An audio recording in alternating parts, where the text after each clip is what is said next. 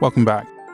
Now we're back with Nicholas Cecil in the House of Commons. Nick, remind us, how does the government justify the legal, moral and financial case for this deportation plan? What is the government saying? Well, the government don't deny that it's an expensive scheme, so they're open about that. But they point out actually the current scheme, the current system of putting asylum seekers and economic migrants up in hotels while their cases are looked at is also very expensive. So what they're hoping for is that if they get a regular number of flights going, that people will stop trying to cross the channel on small boats to get to Britain. Now, it's far from clear that that will happen, even if they get flights going. And the illegal migration minister this morning, Michael Tomlinson, admitted that what the government should be judged on ultimately is whether they succeed in their words, stopping the boats, rather than just getting flights off the ground. So the government's first challenge is actually to get any flights going. There'll be lots and lots of legal challenges. But even if they do, will that reduce the flow of migrants across the channel? So far, they've been more than 6,000 have come to Britain this year. People often fleeing war-torn countries or seeking a better future. So numbers are already high. And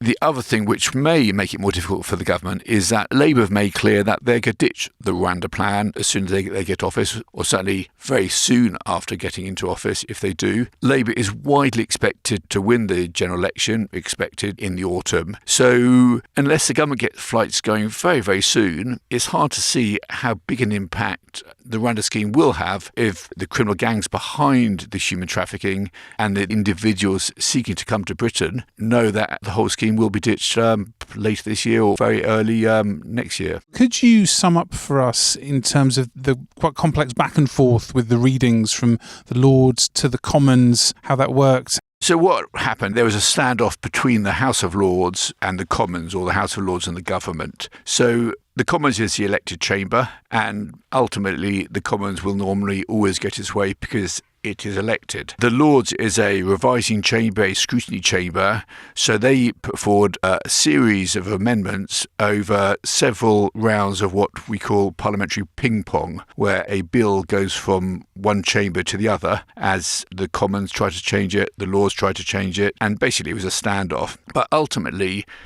peers were always expected to give way. Basically, if the government dug its heels in and said, this is what we want, the Lords would eventually concede. There were attempts to pass two amendments in the Lords in the later stages of ping-pong. One was to make sure that, for example, Afghan nationals who had served alongside British forces in Afghanistan, to make sure that they wouldn't be subject to these Rwanda deportation plans. There was some minor concession on that. We need to wait to see how significant that was, but that amendment eventually got pulled. And then the final hurdle was basically centred very much about the question about whether Rwanda is a safe country, and peers wanted a monitoring body to have a say in that. The government dug its heels in, and ultimately that went by the wayside. And finally, in terms of the legislative aspect of this, we've spoken in the past about legislation being passed by this government in terms of possibly influencing future Labour policy, but that would not be the case in this regard. Would it be repealed? How would that work? Labour have made very, very clear that they would ditch the Rwanda scheme. How quickly they would do that's still to be seen. But on a lot of government policies, they are sticking quite closely to them, for example, on taxation and other issues. They certainly don't want too much dividing lines in quite a few areas. But on this issue, there's very clear differences. Labour have already laid out the very broad outline of their plan, which would be more focus on tackling the criminal gangs, working more closely with other European neighbours to thwart these gangs and their trade in people trafficking. And in a way, it's with all elections, it's the government that has got to defend its record, and at the moment, the government's record on this is very poor.